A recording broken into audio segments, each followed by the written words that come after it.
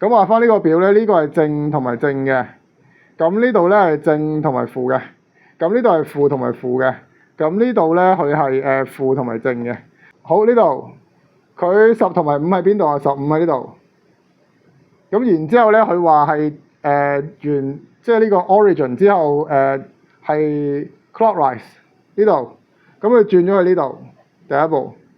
咁轉咗去呢度變咗係呢個係50。然之後負喺呢度。咁然之後咧，我 rotate 逆時針 anti-clockwise 270。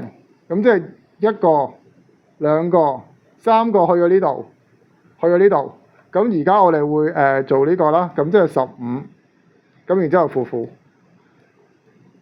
好啦，咁呢個係 M 啦，而家搞掂啦。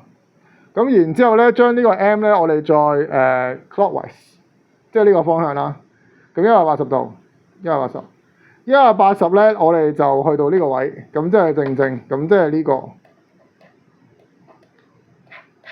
咁答案會係 C。